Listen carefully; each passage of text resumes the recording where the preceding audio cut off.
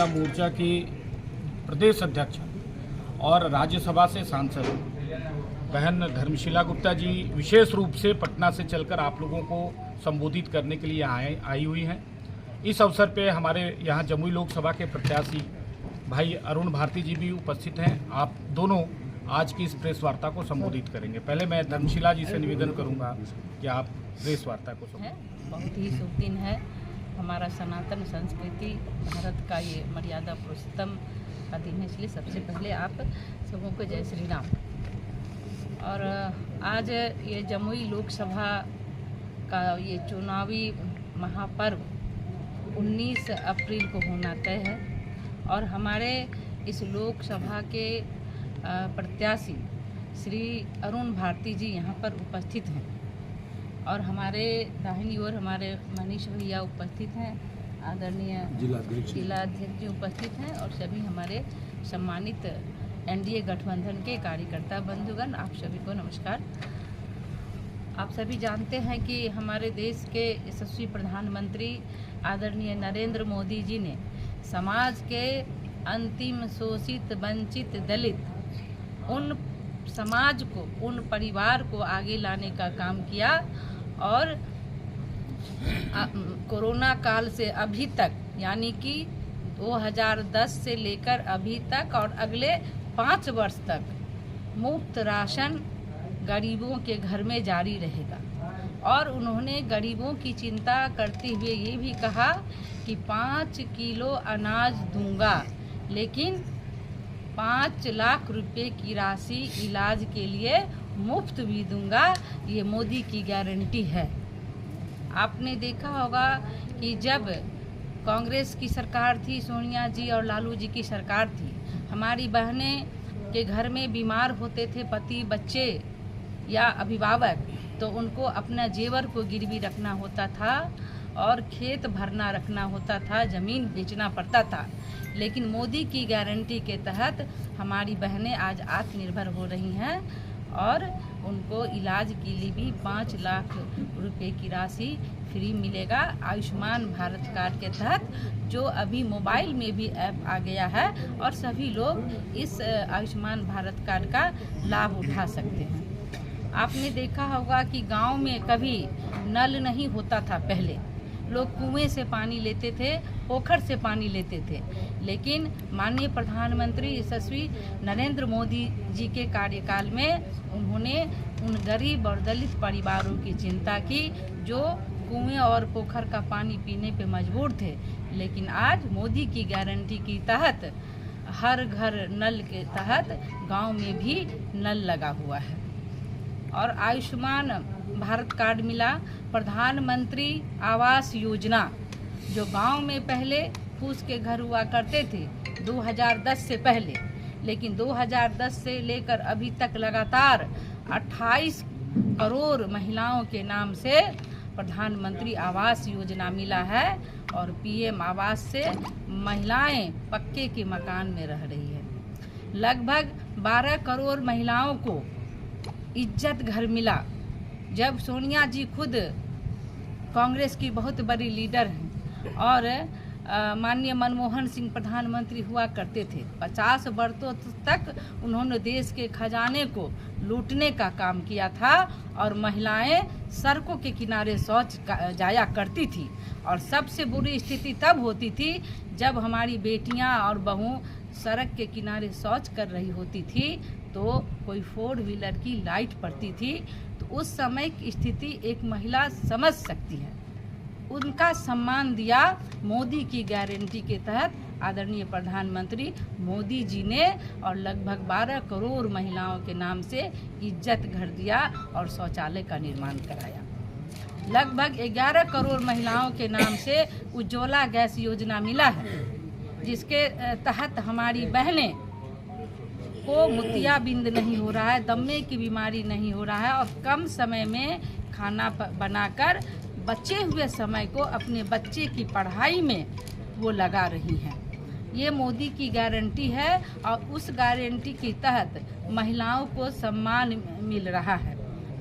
और सुकन्या समृद्धि योजना के तहत भी लगभग 12 करोड़ खाते खोले गए हैं पोस्ट ऑफिस में जो बच्चियों की शादी के लिए सुरक्षित है।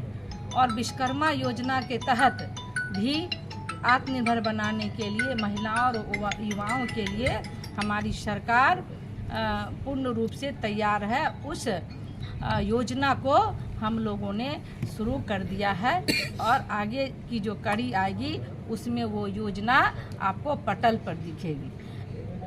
पीएम स्वनिधि विश्वकर्मा योजना का विस्तार ओबीसी, एससी और एसटी समुदायों के लिए रोजगार के अवसर मिल रहा है। उसके बाद वरिष्ठ नागरिकों को आयुष्मान भारत के अंतर्गत शामिल कर निःशुल्क स्वास्थ्य भी मिला है और मध्य वर्गीय परिवार का ये सपना पूरा होगा जब वो अपने उनका जो अधिकार है उसके लिए वो वंचित रहते थे, उनको अधिकार नहीं मिलता था। और माननीय प्रधानमंत्री आदरणीय नरेंद्र मोदी जी ने स्वास्थ्य सेवाओं का विस्तार, नए शिक्षण संस्थान और जीवन आसान बनाने के लिए इंफ्रास्ट्रक्चर में भी उन्होंने सुधार करेंगे। ट्रक ड्राइवर के लिए भी उन्होंने नई योजना शुरू करके हाईवे पर उनके लिए आधुनिक सुविधाएं विकसित करने के लिए उन्होंने अपने संकल्प पत्र में लिखा है।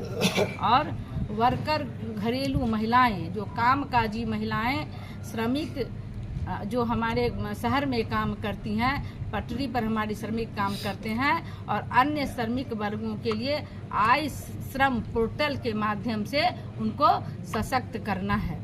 और सबसे बड़ी बात है कि माननीय मोदी जी ने अभी कुछ ही दिन पहले नारी शक्ति बंधन अधिनियम के तहत 33% आरक्षण उन्होंने विधेयक में पास कराया।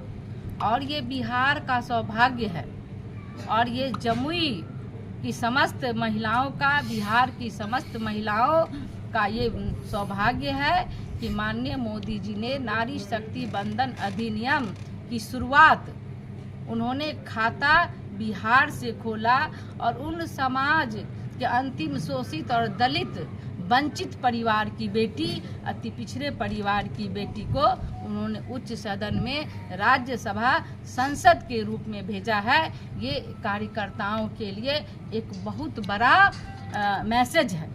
हमारे इस जमुई लोकसभा में मैंने जब क्षेत्र में भ्रमण किया तो गांव-गांव में महिलाएं काफ़ी उत्साहित दिखी, उनमें खुशी की लहर है। और हमारे प्रत्याशी जो अरुण भाई हैं, इनके लिए वो लोग कटिबद्ध प्रतिबद्ध हैं और उनमें नई ऊर्जा का संचार है, क्योंकि एक महिला कार्यकर्ता को माननीय आदरणीय मोदी जी ने सम्मान दिया तो बिहार ही नहीं देश की समस्त महिलाएं आदरणीय प्रधानमंत्री जी के प्रति आभार व्यक्त कर रही हैं। और ये लोकतंत्र का जो हमारा ये महापर्व है जो 19 अप्रैल को होना तय में है, इसमें आधी आबादी हमारी पूर्ण रूप से सक्रिय है और एक एक वोट ये हेलीकॉप्टर के निशान पर पड़ेगा और हमारे भाई, हमारे प्रत्याशी अरुण भारती जी यहाँ से भारी बहुमत से जीतेंगे, क्योंकि यहाँ की जनता ऊब चुकी है भ्रष्टाचार और चारा और चरित्र घोटाले की सरकार जो बिहार में थी। जब एनडीए गठबंधन की सरकार थी 2005 से, तो केंद्र में हम नहीं थे, लेकिन 2010 से और अभी तक और आगे भी जो माननीय मोदी जी के द्वारा महिलाओं को सशक्त किया जा रहा है और आत्मनिर्भर महिला, आत्मनिर्भर भारत, आत्मनिर्भर युवा, आत्मनिर्भर भारत और हमारे देश को विकसित भारत बनाने का जो संकल्प है मोदी जी का, उसकी कड़ी में महिलाओं को उन्होंने काफ़ी सम्मान दिया और महिलाएं भी, हमारी नारी शक्ति भी अग्रणी रूप से उस मुहिम में शामिल है और अपना योगदान दे रही है। अयोध्या नगरी का सर्वांगीण विकास करेंगे।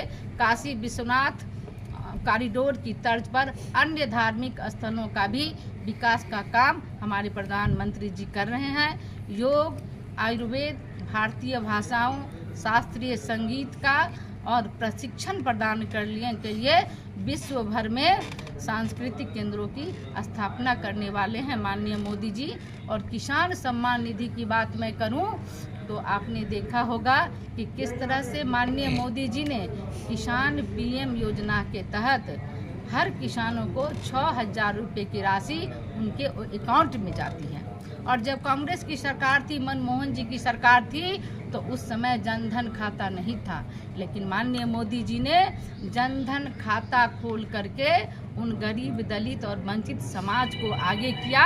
और जो भी पीएम सम्मान निधि के तहत जो पैसा आते हैं, वृद्धा पेंशन से जो पैसा आते हैं, विधवा पेंशन से जो पैसा आते हैं, वो उनके डायरेक्ट खाते में जाते हैं। लेकिन राजीव गांधी ने कहा था कि 1 रुपया देता हूँ तो 15 रुपया ही समाज में जाता है लोगों तक। लेकिन मोदी की गारंटी के तहत 1 रुपया में 1 रुपया जाता है उनके खाते में, तो ये मोदी की गारंटी है। और ये विकसित भारत संकल्प यात्रा है, जिसमें सबका साथ, सबका विकास और सबका प्रयास और सबको विश्वास को लेकर हम चल रहे हैं। तो ये मोदी की गारंटी है। युवाओं के लिए इंफ्रास्ट्रक्चर निर्देश, manufacturing, high value services, startup, पर्यटन और खेल के माध्यम से लाखों रोजगार के अवसर पैदा कर रहे हैं हमारे माननीय प्रधानमंत्री जी। रोजगार और स्वरोजगार को बढ़ावा देने के लिए मुद्रा योजना के अंतर्गत ऋण की राशि को दुगुनी कर 20 लाख रुपया करेंगे। पेपर लीक कानून लागू करने, सरकारी भर्तियों का पारदर्शी बनाएंगे और उच्च शिक्षा के नए संस्थानों की स्थापना करेंगे। नारी शक्ति बंधन की चर्चा मैंने की है, लेकिन मैं एक बात और बता दूं कि अभी तो हमारी सरकार ने, माननीय मोदी जी ने बिहार से खाता खोला है, लेकिन नारी शक्ति को सशक्त और करने के लिए हमारा जो अगला चुनाव है 29 में लोकसभा का, हमारी एनडीए गठबंधन के तहत 200 महिलाएं लोकसभा का चुनाव लड़ने वाली हैं। और 3 करोड़ ग्रामीण महिलाओं को लखपति दीदी बनाएंगे माननीय मोदी जी। और गृहिणी की रसोई तक पाइप से गैस पहुंचाएंगे। और कामकाजी महिलाओं के लिए हॉस्टल और शिशु की सुविधा उपलब्ध कराएंगे, क्योंकि हमारी कामकाजी महिलाएं जब काम पर जाती हैं तो बच्चों को देखने वाला नहीं होता है। ये सरकार से सुविधा हमारी माननीय मोदी जी ने देंगे। स्वयं सहायता समूह को सर्विस सेक्टर से जोड़कर आय के नए अवसर उपलब्ध कराएंगे।